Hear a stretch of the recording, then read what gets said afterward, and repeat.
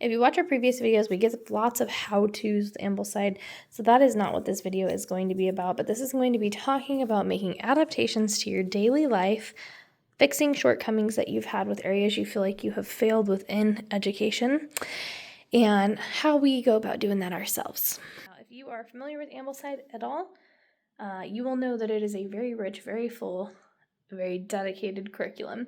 If you're new and interested in Ambleside, go watch our other videos that talk about getting started and what our first couple years were like. So everyone in every AO year has a schedule. Our schedule looks like this, and we have went ahead and did group form, which combines grade levels. My middle and oldest daughter are 2 years apart, so we combined those, and then what we did is we went ahead and crossed off some books we've already finished in previous years, and then we added in a couple of books for my youngest daughter, who is technically in a year 0-1 combo. So you can make adaptations for your family as you see fit, and it is a great thing. Also, if books don't work for you and they're just like not clicking, ditch it for something similar. I stand by that as long as it's within the same realm. Now, this is real messy, and we're going to talk about some things that we've added and taken away. With moving across the country, things have been a little bit different, but that's okay.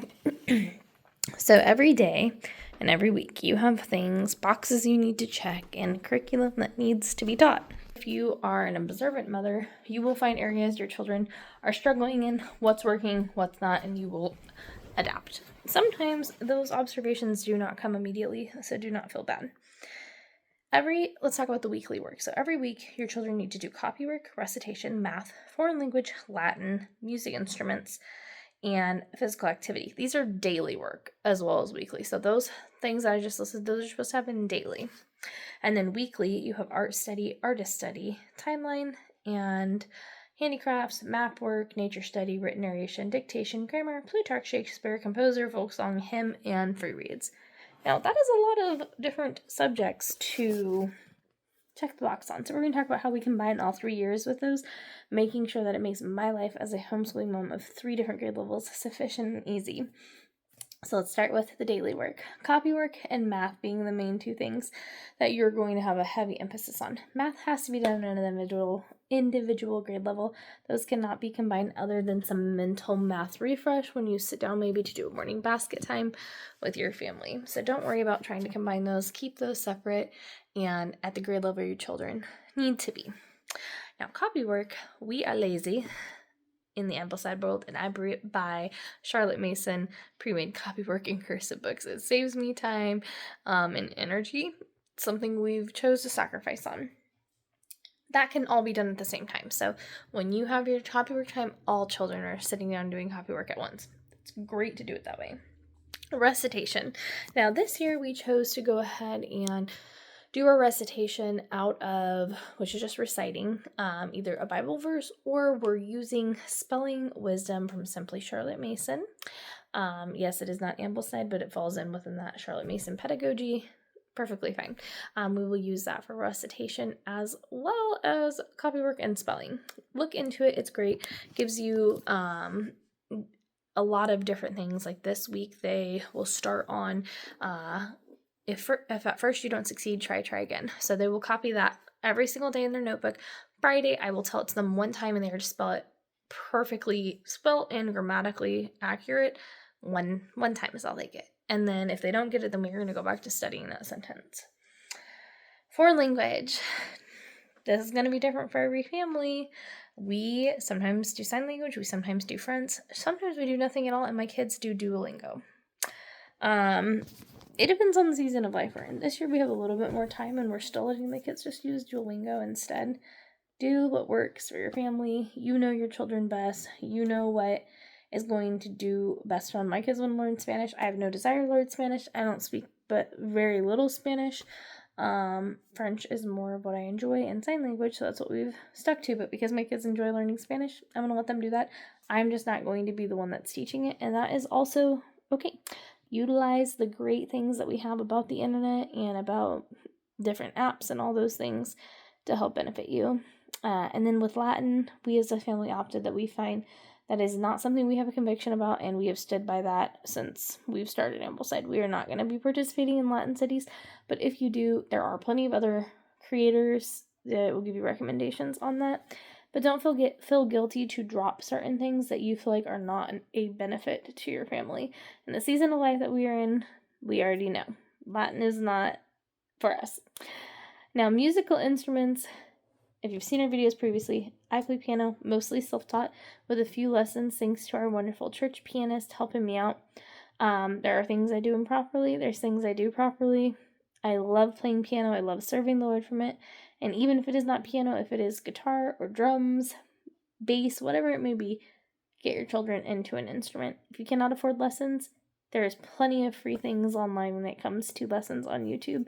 And children can even just have the wonder of music, playing around on an instrument, seeing if they can figure out a way to even make it sound not like cacophony on their own. So it's a wonderful thing, and that has to be done daily. Now, in the season of life that we are in right now, music is very, very difficult. We are traveling, we're living in an Airbnb. There is zero way for us to have instruments.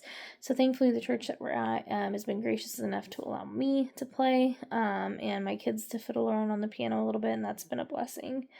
Physical activity. Now, I know this is an area that we dropped the ball in for a long time. This year, we go walk a couple miles as a family, most nights, except for Wednesday and Sunday, and that has been great. In between reads is when we get most of our time in for PE, and I know a lot of people would be like, just have a PE time or PER, but for us, that's what works. So, like, to break up the mundaneness of reading for my children, to keep them attentive, we'll finish a book, we'll narrate it, and then I'll be like, okay, do this many sit-ups, push-ups, pull-ups, whatever, whatever we may do. We may even pull up a video on YouTube intermittently and do something. It's just to keep your kids moving, keeping their bodies healthy. Do what works for you. I know they recommend Swedish Draw on Ambleside's website. We didn't want to spend money on that, so we do our own thing. Then we get to the weekly work. Okay, so far, most of these things are combined. Music, PE, foreign language, those things can mostly be combined for all grades. Everything else I'm about to be mentioning can 100% be combined, so you can save yourself grief as a mom.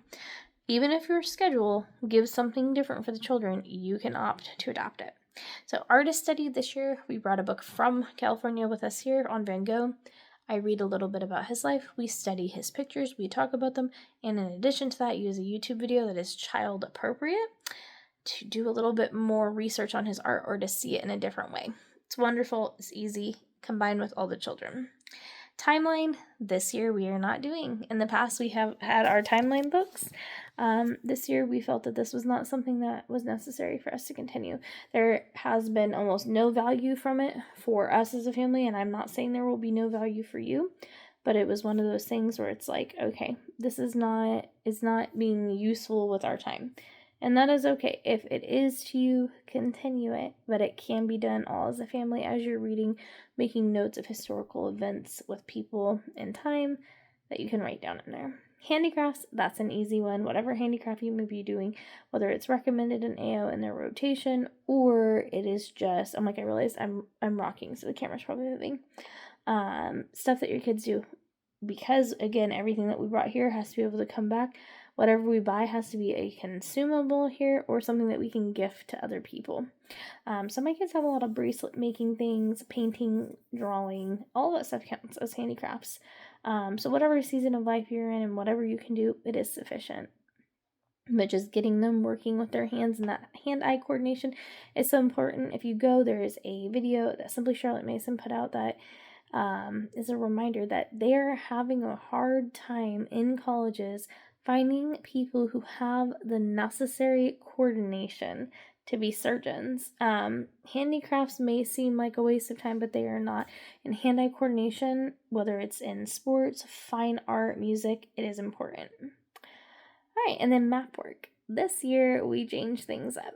So normally we would draw the world, draw a country, whatever it may be, label it, talk about it, and try to memorize its positions. This was not clicking for my kids. Like, it was not sticking. So we went and did something we've never done before, and I found computer games on geography. I am not a huge one to advocate that. Obviously, make sure it's safe for your children to be on and under your supervision.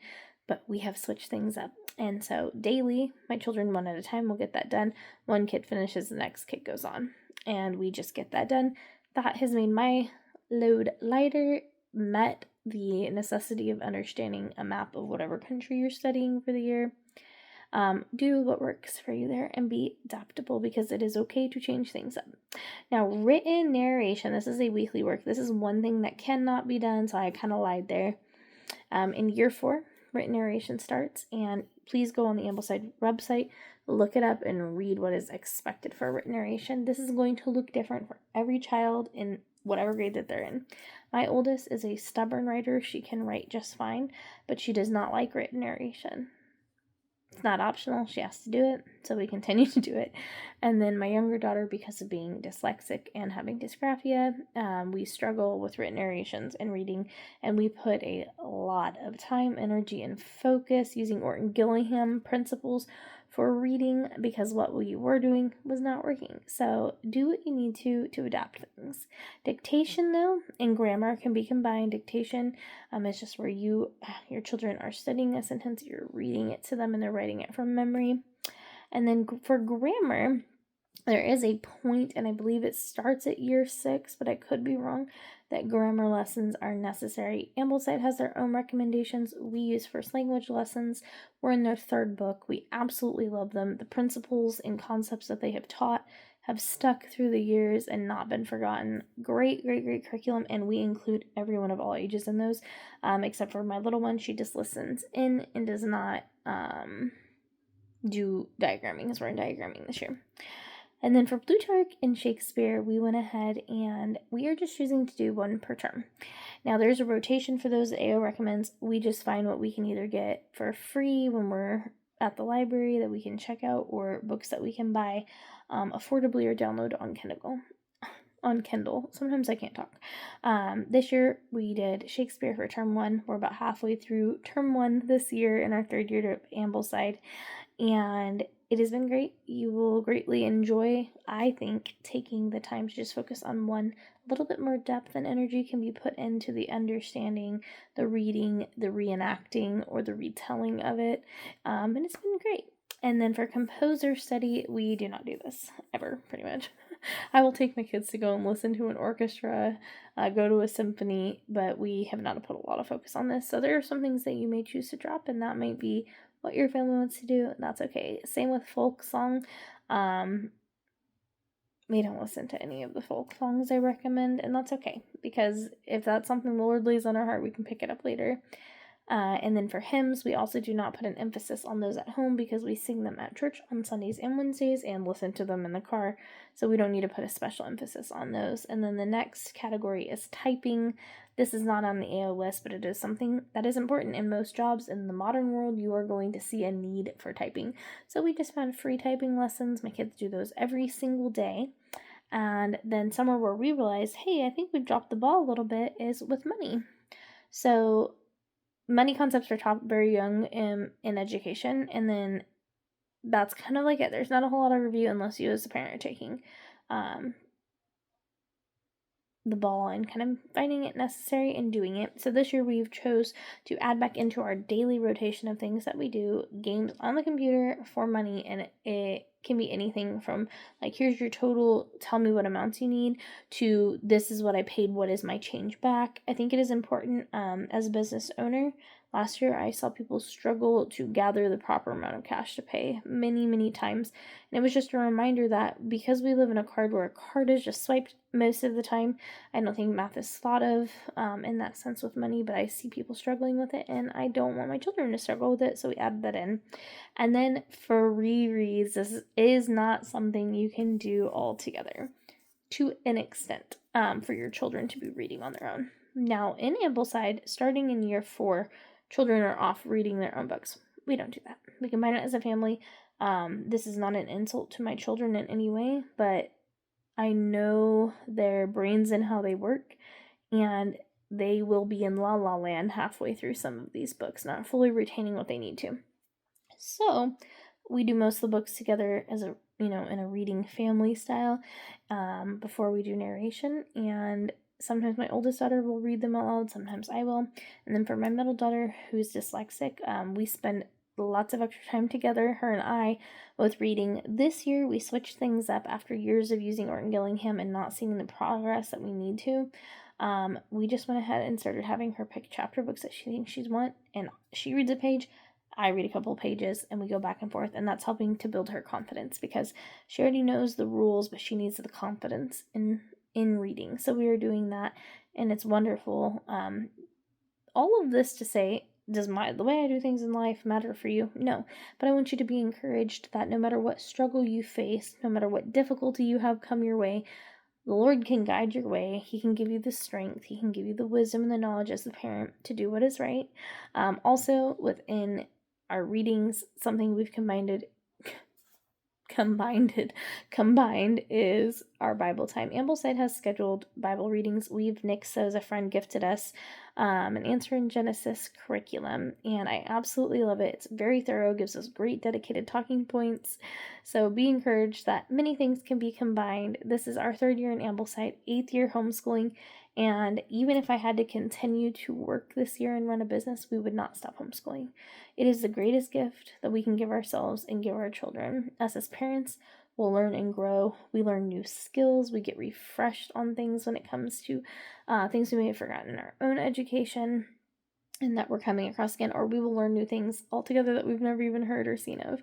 Homeschooling is such a rich experience, and your children can really have something adapted to their personality and their learning style to help them be set up to succeed super well in life. So that is our little yearly update, since it's probably been close to a year since we've posted. Be encouraged, moms and dads. You can do this. It may be hard. I will not say it is easy. It is tiring. It takes dedication and perseverance, and it takes a deep love for your children and their education to homeschool well. But be inspired by others. Get out there and do it. Ask questions. We're here to help if we can. If we can make a video, if we can give a written response, give a link to a resource, we will do it. So thank you for watching our yearly update, and just thanks for all the years of those who have reminded me to keep going and to keep persevering even when things are very hard. I hope you all have a blessed day and that your journey in homeschooling goes well.